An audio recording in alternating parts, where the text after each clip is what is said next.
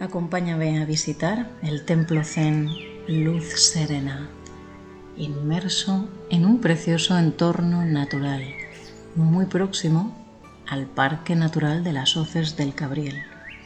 El motivo esencial de este pequeño viaje era encontrarme con Dokusho Villalba, monje budista, fundador y presidente de la comunidad budista Soto Zen Española, y fundador y director espiritual del monasterio Luz Serena, donde nos encontramos.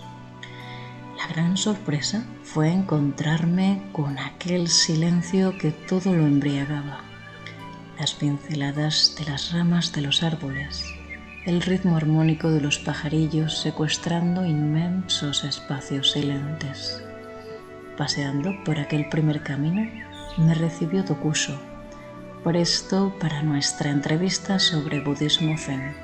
Le acompañaba Pancho, un mastín encantador muy juguetón que nos siguió durante aquel paseo por el precioso templo de bóvedas verdes y azules.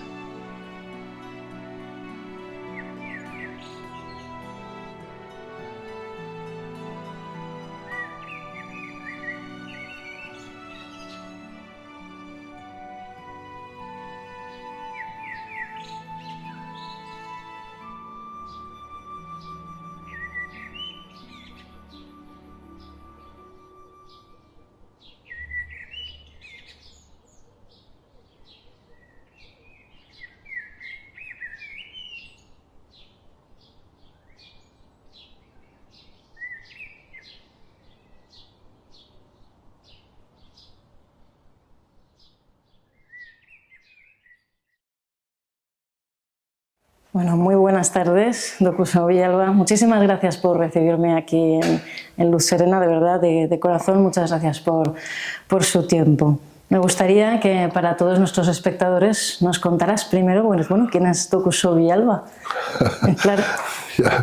Sí, mi nombre es Dokusho Villalba, soy un sacerdote budista zen, maestro de meditación, y vivo aquí en el templo Luz Serena, que fundamos en 1989, hace 35 años.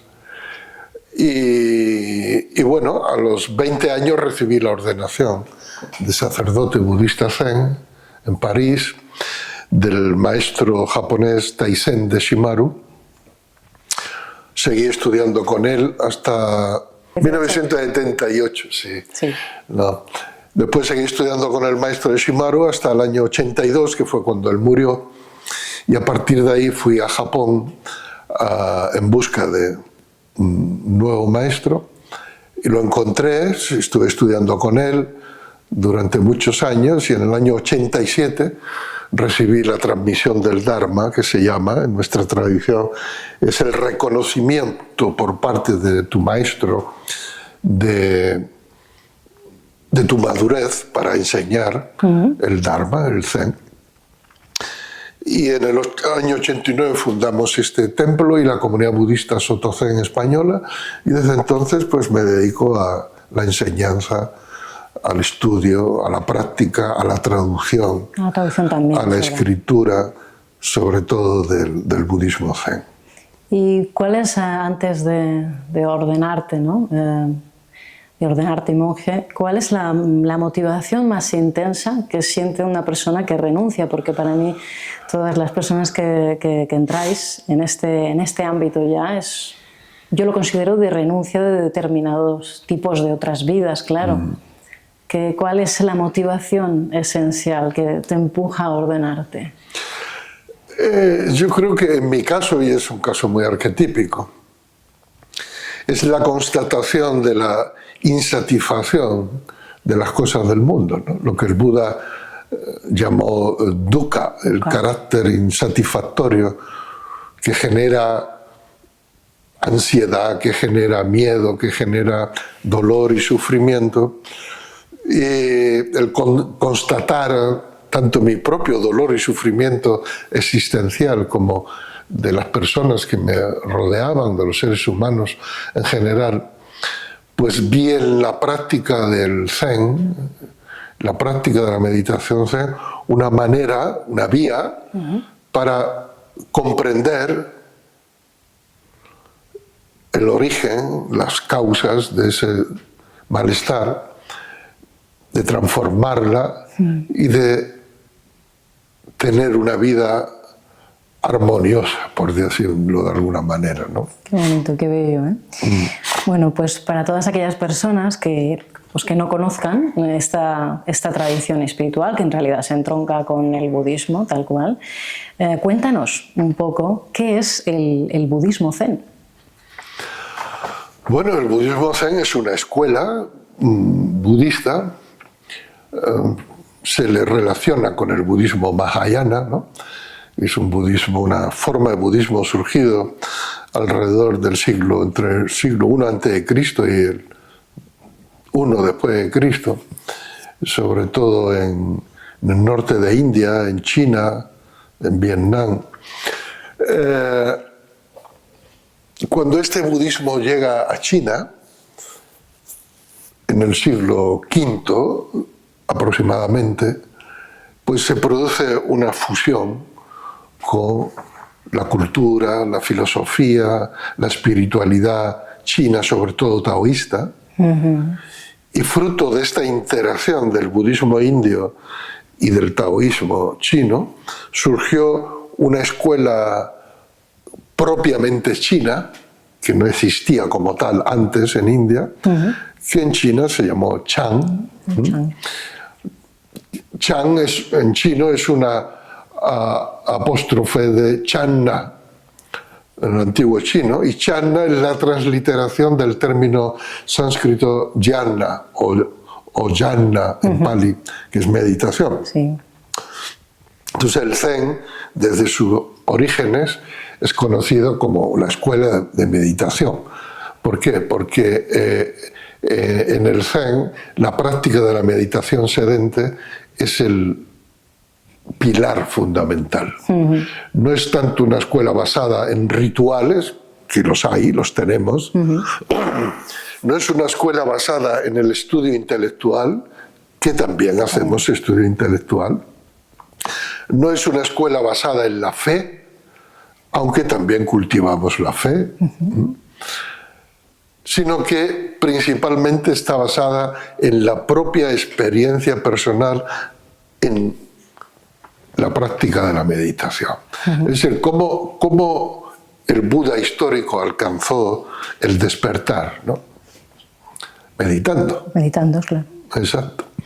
Entonces el Zen ha cogido este meditando como su núcleo esencial. Y yo creo que de todas las escuelas budistas, la que más protege, enseña, cultiva la práctica de la meditación es el Zen.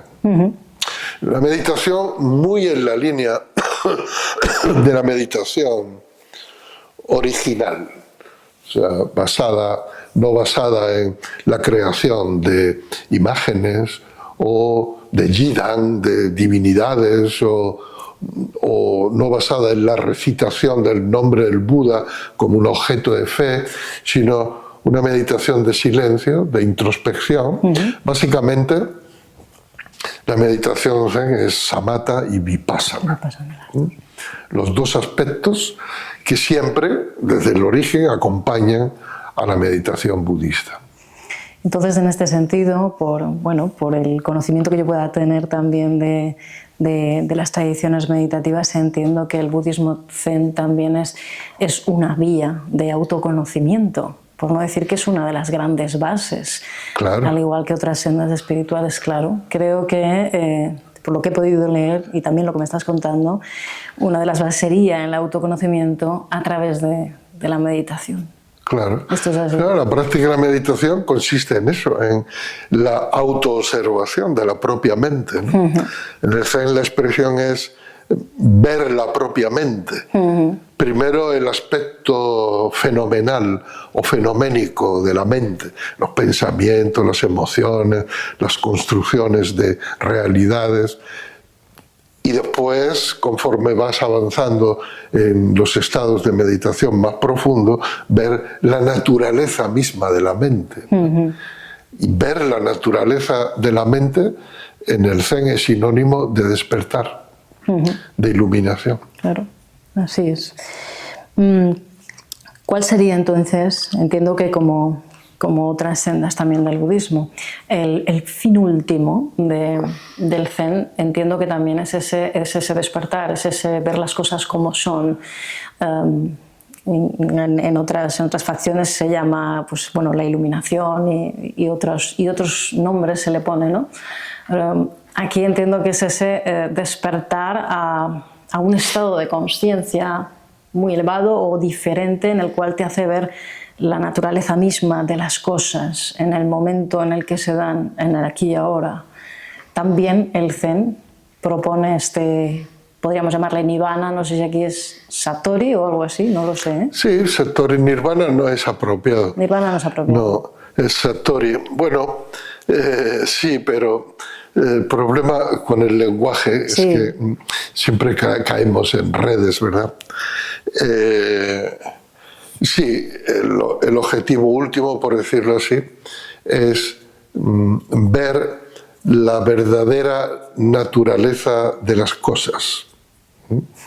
Esto no significa que las cosas sean de una manera determinada, porque ver la verdadera naturaleza de las cosas significa ver que las cosas carecen de naturaleza propia. O sea, la naturaleza de las cosas no es algo, no es una característica, no es una forma, no es una percepción. La verdadera naturaleza es Anatman, ¿no? Carece, Anatman, nosotros traducimos como carente de naturaleza propia. Es decir, los fenómenos que percibimos, los pensamientos, las cosas que vemos, todo surge como fruto de la interacción de muchos factores, ninguno de los cuales tiene sustancia propia. Y esto es una de las cosas que más a mí me cuesta de entender. Fíjate. ¿Te cuesta entender? No, quizá me cuesta de entender lo de la no sustancialidad. Este concepto, que quizá es por, no lo sé si es el arraigo, ¿no?, de la querencia o querencia, fíjate, no lo sé, lo tengo que descubrir, en un alma, claro, o yo. Ahí tengo que descubrir si es querencia o querencia, ya no lo sé, por mi parte, pero sí, lo de la insustancialidad. Como que nada tiene entidad propia, pero al mismo tiempo hay correlación entre todo. El principio de la correlación y el origen interdependiente, sí, lo veo así como claramente, ¿no? Pues la insustancialidad es el siguiente paso. Es justo el siguiente paso que se desprende del primero. O sea, si tú eres lo que eres, debido a la tierra, al cielo, a la luz, al sol, a lo que has comido, a lo que viste, a lo que te han dicho, quiere decir que en realidad tú no eres algo concreto, estable, fijo y continuo.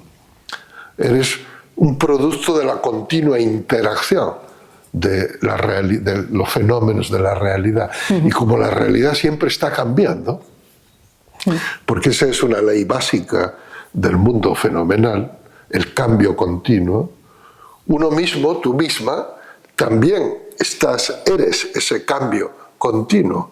Con lo cual, de un instante a otro, no eres la misma persona, no eres el mismo fenómeno. Aunque tú mentalmente te hayas construido la imagen mental de un yo, de que eres la misma desde hace 20, 30, 40 años. ¿No? Sí. Pero compara la que fuiste hace 20 años, claro, con la que eres ahora. ¿Qué hay en común? Nada. El encadenamiento kármico. Porque aquella dio lugar a otra, y esa otra a otra, y esa otra a otra, hasta que has llegado a la de ahora. Hay un encadenamiento kármico, es de causa y efecto. Eso es cierto. Eso en Occidente es una de las cosas que más cuesta entender. Sí, porque es la desvinculación del yo. Porque Occidente está basado en la individualidad, en la persona. En la personalidad. En la personalidad, en el yo. todo el derecho, la política, toda la sociedad está construida a partir de esta idea del yo y de la individualidad, ¿no? Sí, totalmente. En realidad la idea del ego, lo veníamos comentando en el viaje de aquí, de venida, el concepto de ego o de yo como construcción ficticia de uno mismo, como construcción de la imagen que se hace uno de sí. Ajá. Y se la cree. Así es. Y esto es una de las cosas que con este tipo de tradiciones espirituales como el Zen, cuando las observas, cuando las lees y de alguna manera también las interiorizas, te das cuenta o te tienes que humildar. O uno cuando profesa este tipo de espiritualidad, sí o sí ha de humildarse de alguna manera, reconociendo que no se es nada.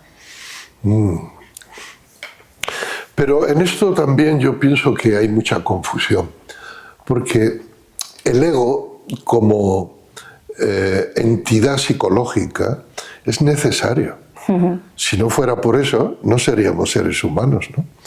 Y el psicoanálisis ya puso en evidencia y en relevancia que la estructura psíquica del ser humano se articula a través de tres grandes núcleos, ¿no? El inconsciente, que es el básico, es primordial, el ego, que es la autoconciencia que cada uno tiene de sí, y el superego, ¿no? Entonces, parece ser que eso es necesario para la salud psicológica y emocional. El problema es cuando se produce una identificación emocional con una imagen de sí determinada, ¿no? Porque el ego, como entidad psicoanalítica, no significa que sea una entidad fija. Significa un principio de autoconciencia, un principio organizador de la experiencia. Los que no tienen ego, por ejemplo, una persona en un brote esquizofrénico, no tiene ego, no tiene autoconciencia o conciencia de sí. ¿Y eso qué significa? Disgregación psicológica y emocional, locura. El estado de Anatman o Muga en japonés, no ego, no es esto. No es esto. No es que una persona se disuelva su autoconciencia y de pronto no sabe quién es. Y puede ser cualquier cosa, puede ser una piedra, puede ser... No. Ese principio de identidad es muy importante, pero no es fijo, no es estable. Es mutable. Es mutable, está mutando continuamente. Entonces la neurosis, precisamente, es la identificación rígida con una autoimagen. Esa es la neurosis, ¿no? La imposibilidad de fluir en el transcurso del cambio continuo.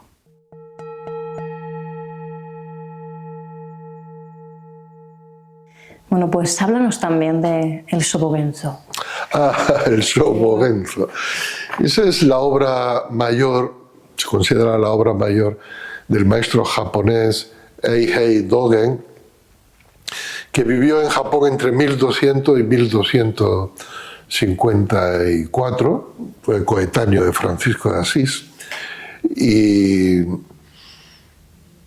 maestro Dogen es un monje japonés que viajó a China y estudió el Chan, el Zen, con los maestros chinos, recibió la transmisión del Dharma y después volvió a Japón y fue el fundador de la escuela Soto Zen. En el Zen actual, que ha llegado hasta nosotros, ha llegado en la forma de dos escuelas que existen en Japón y también en Occidente, la escuela Rinzai y la escuela Soto. El maestro Dogen fue el fundador de la escuela Soto en Japón. Shobogenzo significa la preciosa visión del Dharma verdadero. Es una expresión antigua que viene de China y que designa la visión iluminada de un Buda. Lo que un Buda ve, lo que un Buda percibe y concibe. Entonces, en China también hay varias obras llamadas Shobogenzo en las que los maestros Chan tratan de expresar su comprensión de la tradición Zen, ¿no? Y el maestro Dogen hizo lo mismo en Japón. Entonces, es una obra compuesta de 95 capítulos, porque cada capítulo son sesiones de enseñanza. Y fue recopilado a lo largo de varios años, de muchos años, y después publicado y se convirtió, claro, para los seguidores del budismo Soto Zen, pues en una obra muy importante, en una obra mayor. No se puede decir que sea la Biblia del Zen, tampoco, pero sí es una obra, aunque es de difícil comprensión. Sí. Es difícil de penetrar, no es una literatura fácil. Yo digo que no es un alimento espiritual apto para estómagos perezosos. Ya, que requiere de un entusiasmo mayor para acercarse a su lectura. Sí, y son necesarios años de estudio y de práctica sobre todo, porque es la práctica de la meditación en la medida en la que profundizas en la práctica de la meditación que se te van abriendo puertas de comprensión del Shobogenzo, ¿no? Yo, por ejemplo, estuve estudiándolo durante 15 años y digo en el prólogo de la traducción que he hecho, que llevo 2 volúmenes publicados, todavía quedan otros 2, ¿eh? Decía que me sentía como un mosquito tratando de picar a un elefante de hierro. No había manera de entrar dentro. Hasta que poco a poco, yo no quiero decir que ya comprenda la totalidad del Shobogenzo, ni mucho menos, pero he sentido y he visto cómo se ha ido abriendo a lo largo de los años. O sea que en este sentido podríamos decir que es una de las obras literarias que sigue la tradición y el budismo zen. En este sentido, ¿el budismo zen comienza en Japón? Esto ya es una pregunta como geográfica, ¿no? ¿Es únicamente en Japón? Luego entiendo que se expande, pero ¿es originario de Japón, No, China? Es originario de China. Es originario de China. Bueno, depende cómo lo entiendas. Es decir, el origen es el Buda Sakyamuni. Sí, eso sí. El origen es el Buda. Esa es la fuente original. Después el budismo en la India durante siglos se convirtió en un río caudaloso que fue creando, por un lado, la tradición Theravada, un ramal, por otro lado, el ramal de la tradición Mahayana. Esa tradición Mahayana llega a China y ahí se le une otro río que es el taoísmo. Y a la unión del budismo indio y del taoísmo dio lugar al Chan en el siglo VI de nuestra época, en China. Ahí se transmitió durante muchas generaciones y, como he dicho antes, el maestro Dogen, japonés, fue a China, estudió ahí y transmitió el Chan, que es Zen, es Chan en chino. Chan en chino, Zen en japonés, es lo mismo. Se escribe de la misma forma en ideograma, ¿no? Vale. Pero los japoneses pronuncian Zen, los otros Zen y los chinos Chan. Pero es la misma tradición. Después está claro que desde el siglo XIII hasta el siglo XX, han pasado 7 siglos, entonces el Zen que ha llegado a Occidente, a Europa, el que nos ha llegado a nosotros, viene impregnado de la cultura y de la estética japonesa. Pero yo hago mucho hincapié en que no se identifique el Zen con la cultura japonesa. Claro, es que a mí me ha parecido, no digo, esto es muy japonés, o sea, los signos, digamos, identificativos, ¿no? Sí, la estética sigue siendo muy japonesa, porque bueno, es lo que yo he vivido, es lo que yo he visto, ¿no? Pero lo que nosotros enseñamos, claro que enseñamos el Zen japonés, el que pasó en Japón, pero también enseñamos el Chan chino, porque es la misma tradición. Y muchas veces en Europa mucha gente se limita al Zen japonés, diciendo, el Zen es japonés. Entonces, está dentro de la idiosincrasia y de la cultura japonesa. No, eso no es cierto.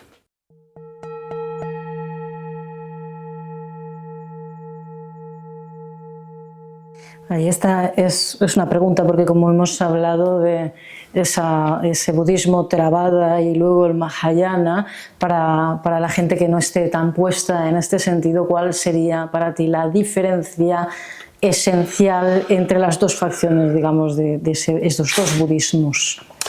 Yo creo que no hay diferencia esencial, porque todas estas formas de budismo se basan en las 4 nobles verdades enseñadas por el Buda, se basan en el sendero óctuplo, se basan en la cogeneración interdependiente, los 12 eslabones de la generación interdependiente.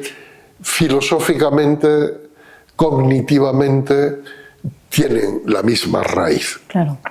Ahora bien, hay algunas diferencias, no esenciales, sino en la forma. Por ejemplo, el budismo Theravada está mucho más basado en la figura del monje y en la práctica monástica. La figura relevante en el Theravada, que era así en el tiempo de Buda. Sí. El tiempo de Buda era así realmente. El monje, solo el monje era el que podía alcanzar el nirvana. En solitario. No, en la sangha. En la sangha, vale. La sangha, en la comunidad, siguiendo las instrucciones de los maestros, meditando, practicando las virtudes, etc. Pero la liberación, el despertar, el nirvana, se conciben como reservados a los monjes masculinos. Oh, mira, ni idea. A las monjas no. En cambio, yo tengo entendido que había un gran movimiento de monjas renunciantes en aquella época. Sí, no sé lo había, pero eran renunciantes de segunda clase, porque en esa época la cultura era patriarcal y había mucha misoginia. De manera que, claro, las monjas tenían un estatus más elevado que los laicos. La escala era arriba los monjes, las monjas, los laicos varones y las laicas hembras o mujeres. Como subdivisión en castas, pero dentro incluso de la sangha. De manera que el voto de las mujeres laicas era renacer como hombres. Vaya. El voto de las monjas era renacer como monjes en la siguiente vida, porque así podría alcanzar el despertar. Eso es un prejuicio cultural desde mi punto de vista, pero que de alguna manera se sigue conservando en la tradición Theravada. ¿En qué consiste la práctica de los laicos en la tradición Theravada? En practicar virtudes y sobre todo en hacer ofrecimientos a la sangha monástica. La sangha monástica, el término sangha, que significa comunidad, en el Theravada significa solo monjes y monjas. Los laicos están fuera, no son sangha. Vale. Entonces el budismo Mahayana surgió como una reacción a esta estrechez que impedía que el budismo se extendiera por muchas formas culturales y sociales distintas. Una interpretación también mucho más abierta. De hecho, Mahayana en sánscrito significa gran vehículo. Gran vehículo. Desde el punto de vista del Mahayana se le llama al Theravada Hinayana. A mí no me gusta esta expresión, Hinayana, porque es un poco despectiva. Peyorativo. Peyorativa, significa pequeño vehículo. Entonces, en el budismo Mahayana, la sangha está formada por los monjes, las monjas, los laicos y las laicas. Con lo cual se reivindica la práctica laica también. Es un laico que estudie, que practique, que se comprometa con el Dharma, puede llegar a alcanzar el despertar de la misma forma que un monje. Claro, los estilos de vida son distintos según las vocaciones, pero no hay una diferencia ontológica o de categoría entre el monje y los laicos, ¿no? También el Mahayana se caracteriza por una comprensión y una práctica más abierta de los preceptos morales, que en el budismo Theravada es muy estricto, es una ética muy estricta, ¿no? O sea que en el budismo Mahayana se dice, para un practicante Mahayana, seguir los preceptos Theravada es infringir los preceptos. Sí, vaya. Y los Theravada, por su parte, dicen que los Mahayana pues tienen una ética muy lasa. Pero bueno, esas son diferencias que después van surgiendo con los siglos en los distintos ámbitos culturales, porque el budismo Mahayana y Theravada se extendieron por culturas distintas. Distintas, sí que es verdad. Y eso también da lugar a formas externas distintas.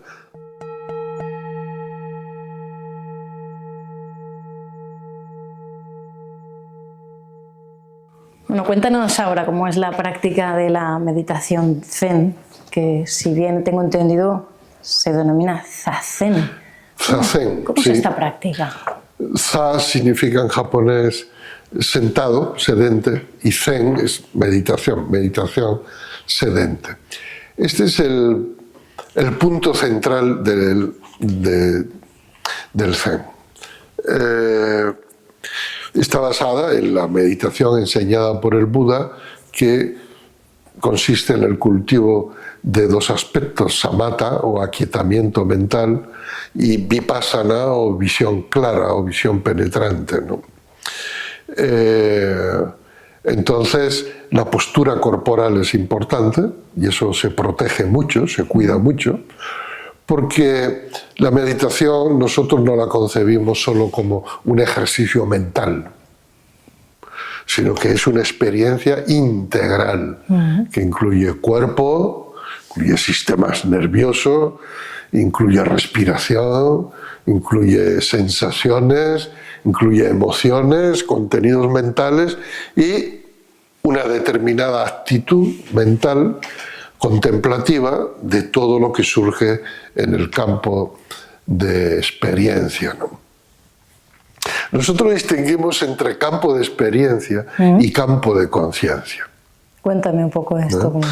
Porque en el campo de experiencia experimentamos a cada instante 100.000 cosas, 100.000 estímulos, externos, internos, pensamientos, sensaciones, pero no somos conscientes de la mayor parte de ello. De aquello de lo que somos conscientes es a lo que llamamos el campo de conciencia. Esto quiere decir que la mayor parte de nuestra experiencia es inconsciente. Y la práctica del despertar es un proceso por el que el campo de conciencia se va ensanchando cada vez más, abarcando cada vez más el campo de experiencia. Digamos que cuando el campo de experiencia y el campo de conciencia coincide, ese es un estado de pleno despertar continuo. ¿Le llamaríamos a esto una atención más plena, digamos? Sí, por supuesto. Pero la atención plena es una cualidad que conduce a este estado. Este estado se le llama más bien en Pali Sampañana, que es conciencia clara, una conciencia despierta y clara.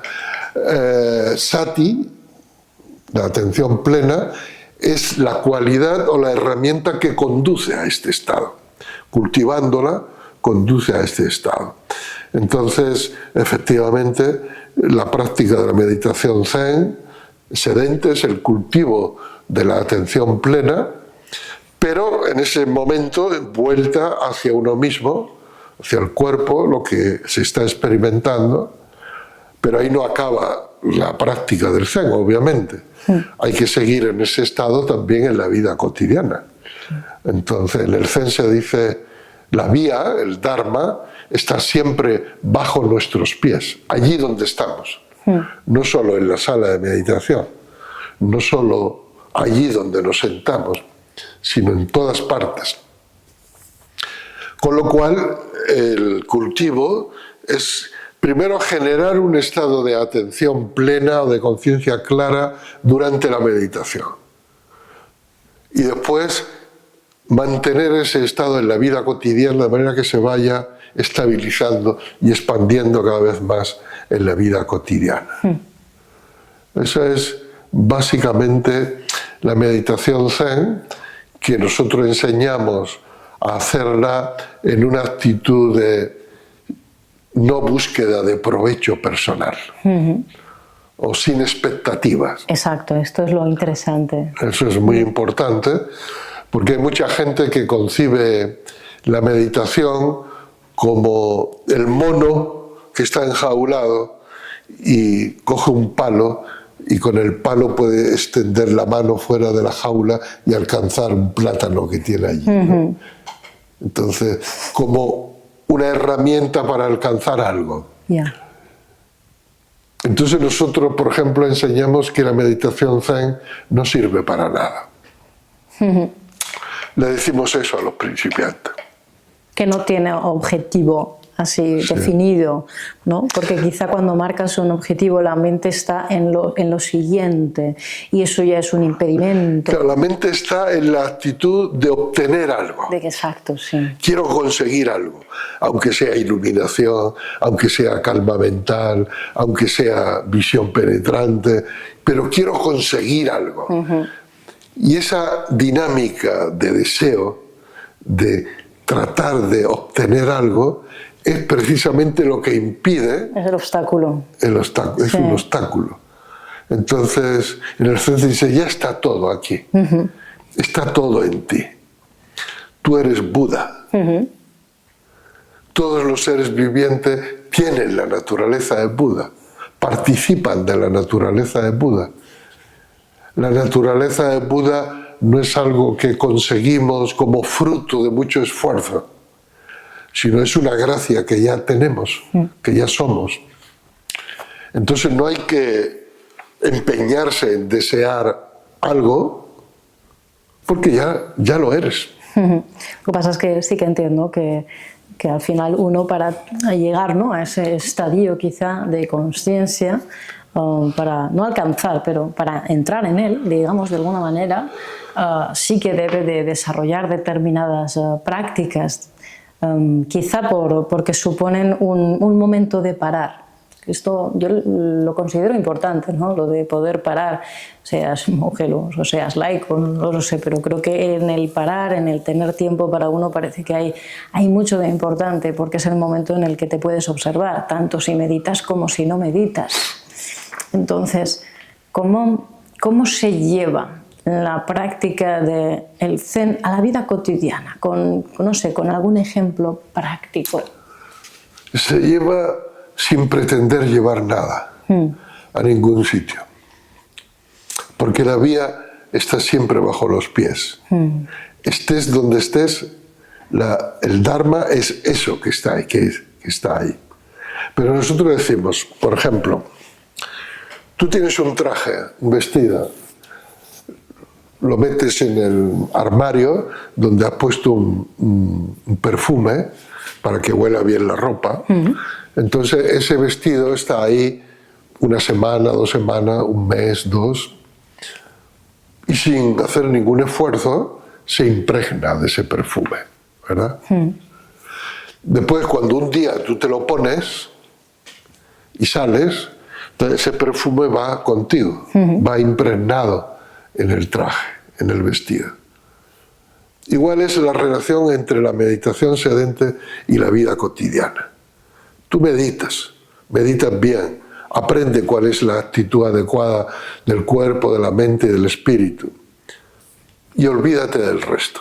Después, cuando tú te levantes de la meditación, naturalmente llevarás ese estado contigo.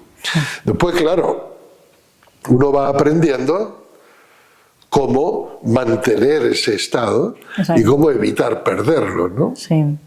Eso se va aprendiendo también. Sí. Bien. ¿Cómo la atención plena está inmersa dentro de esta práctica, ¿no? ¿Cómo se trabaja dentro de lo que es ya como ejercicio práctico? ¿Cómo se llega a ese estado dentro de la meditación Zen, a ese estado de atención plena? Quien haya meditado o quien haya hecho alguna vez una meditación siquiera, se habrá dado cuenta de las dificultades o de las grandes dificultades que tiene la mente al principio y después que no están al principio de mantenerse en un estado de no pensamiento.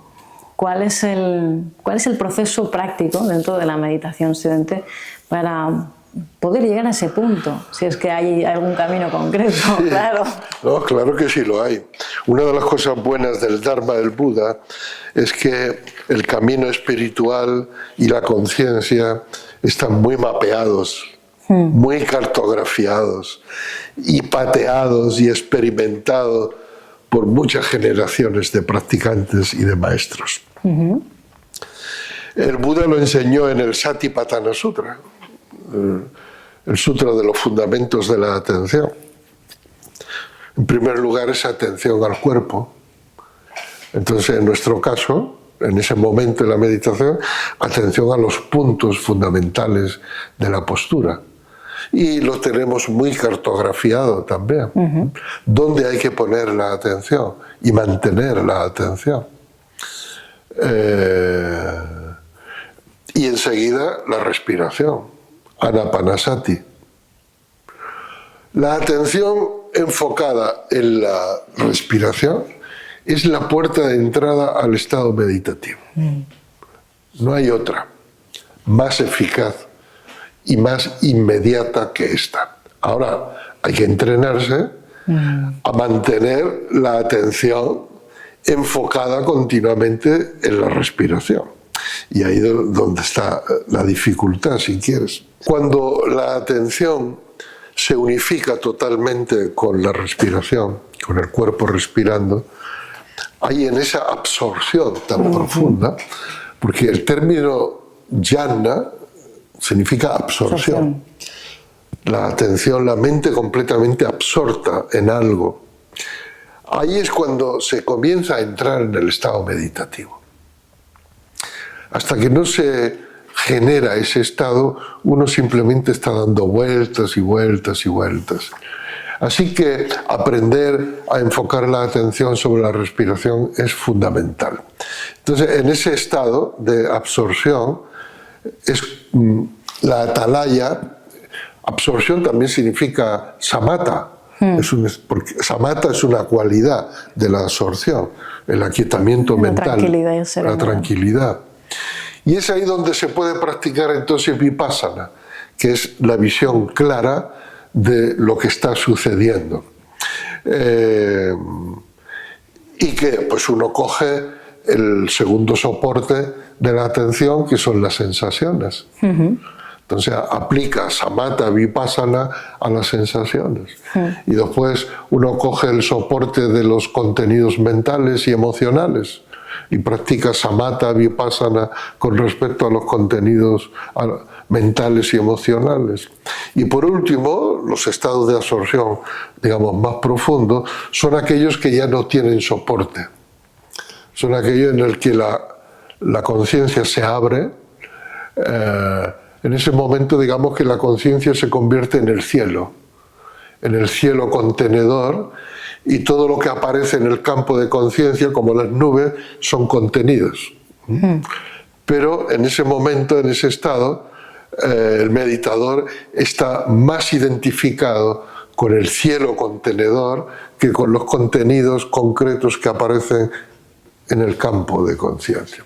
Y a esto se le llama, en la tradición tibetana, Mahamudra, o Sochen también, y en la tradición Zen se le llama Shikantaza, que significa que en ese momento uno ya no cultiva nada.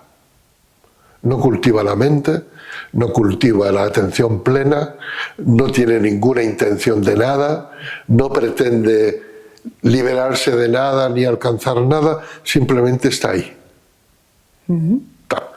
Y ese se considera el estado más profundo de la meditación. En la que no hay absolutamente ningún objeto. Exacto. Ni observador ni observado. Exacto. Y aunque aparezcan objetos, la mente no se queda fijada en el objeto.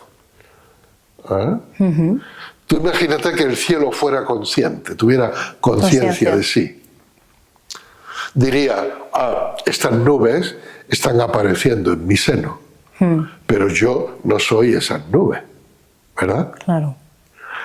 Este es el estado de meditación en este momento, el meditador. Hay una sensación, esta sensación está surgiendo en el campo de conciencia que soy, pero el campo de conciencia que yo soy no está limitado a esta sensación. Y así con cada pensamiento, con cada contenido, con cada imagen mental, con cada volición, con cada impulso, con todo lo que surja en el campo de la conciencia. Vaya. Este es, yo creo que es como el observador, pero sin la identificación. No lo sé si estoy dando... Observador sin observador. Observador sin sentirse observador. Claro, porque, a ver, una de las características del estado de samatha, incluso en sus niveles más básicos, porque samatha como vipassana no es un estado cerrado, limitado y cerrado, sino es un proceso cada vez más profundo, ¿no? Y más abarcador. Una de las cualidades principales de samatha es la desaparición de la percepción dualista objeto-sujeto. Qué difícil. Es solo entonces cuando se puede practicar vipassana.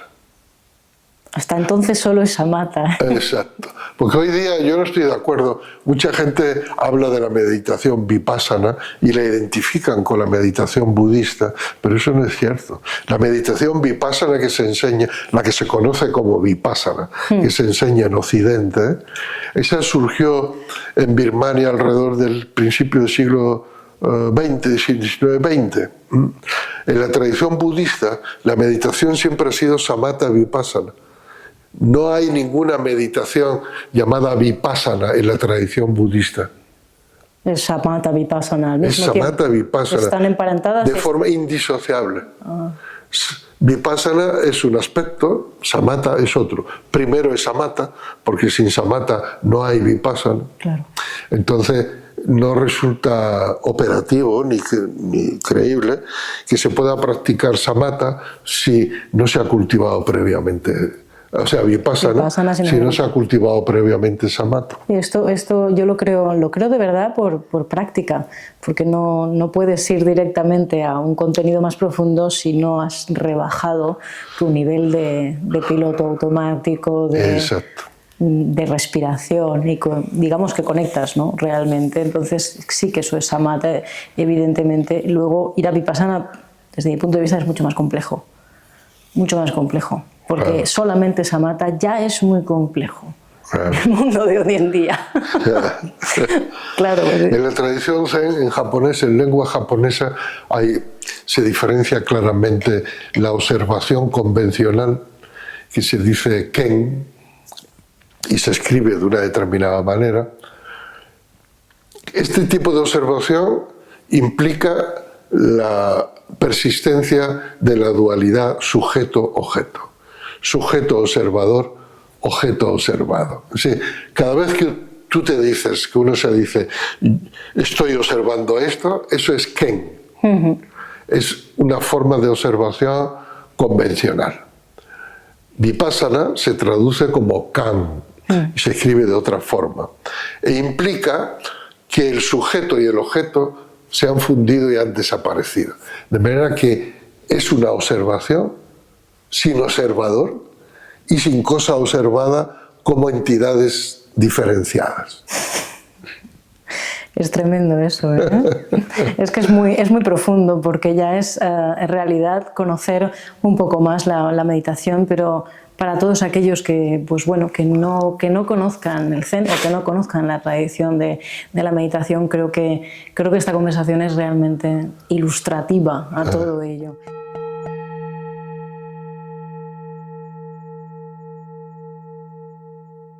¿Qué lecturas considerarías, bueno, esenciales, importantes, primordiales para adentrarnos en la espiritualidad o en el camino del budismo zen. ¿Cuál recomendarías? Afortunadamente hoy día hay una gran literatura. Dentro de ella hay mucha morralla, hay mucho libro escrito de oída y hay también otros libros bastante profundos y auténticos. Yo siempre recomiendo a la gente que me conoce que se empiece por El Zen en la Plaza del Mercado. Es un libro tuyo. Es un libro mío, que es una introducción al budismo en general, al Zen, pero con un lenguaje moderno, un lenguaje asequible, cercano, que todo el mundo lo entienda. La práctica también está muy bien descrita, es un libro bastante complejo y completo porque implica después la actitud moral en medio de la sociedad, ¿no? Claro. Implica un posicionamiento moral con respecto pues, a la sociedad de consumo, a la sobreexplotación y a la depredación de los recursos naturales y el deterioro de la naturaleza, ¿no?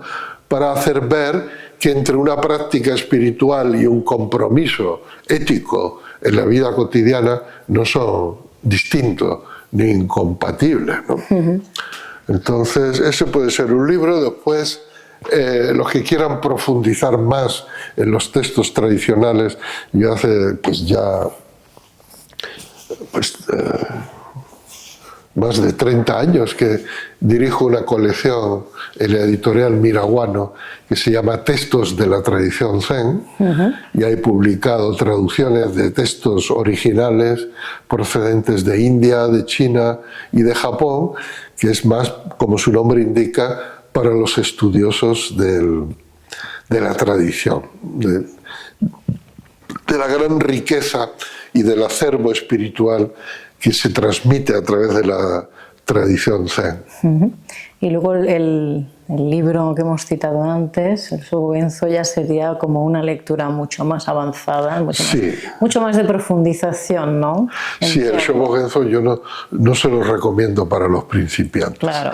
Hay en la colección Textos de la Tradición Zen, hay un libro muy sencillo, muy bonito, y que va ya por, no sé, por la 10ª edición o algo así, que se llama La Doma del Buey. La Doma del Buey. La Doma del Buey. Las 10 etapas del despertar espiritual concebida desde la tradición Zen. Que son una serie de viñetas que representa un boyero, cómo va en busca del buey, cómo lo debe domar y cómo lo debe traer y domesticar. Y ese buey, bueno, ahí hay un dibujo grande, después le puedes hacer una foto. Pues sí. Ese buey es la metáfora de la propia mente, ¿no? Como debe ser observada, debe ser domada de alguna manera para que se vuelva dócil y que sea fuente de armonía y de felicidad y no de desgracia, ¿no? Creo que lo más difícil de todos los caminos del autoconocimiento, esto ya es personal, es que tú constatas que dentro de ti hay como ese mundo a mejorar, a brillantar, ¿no?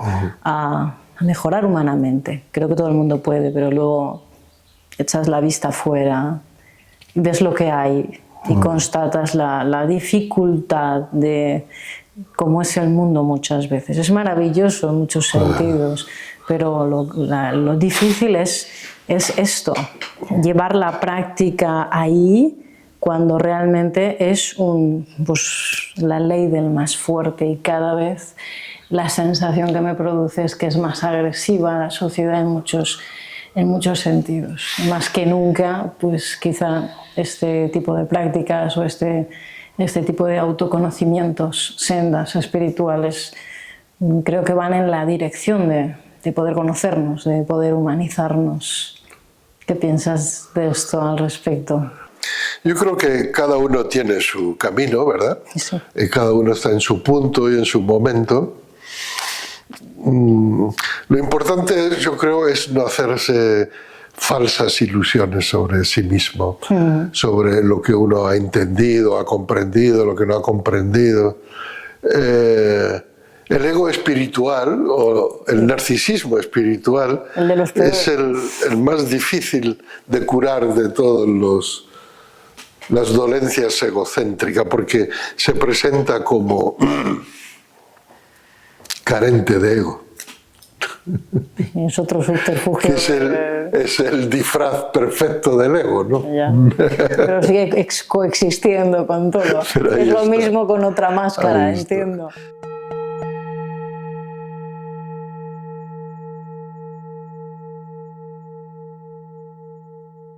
Así pues, el Zen es un camino de liberación.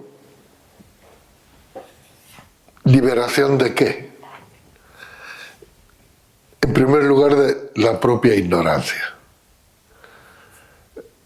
El Buda enseñó que el dolor y el sufrimiento tienen como causa profunda la ignorancia humana.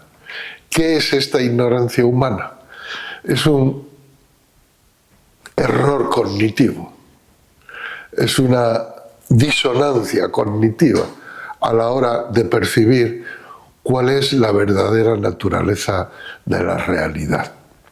Y ver la auténtica naturaleza de la realidad es vivir despierto, es vivir en armonía con la realidad. Así, el Zen es una práctica en el fondo muy sencilla, muy simple, porque no se trata de llegar a ninguna alta cima espiritual, sino se trata de volver al origen, a nuestra naturaleza original, es decir, lo que ya somos.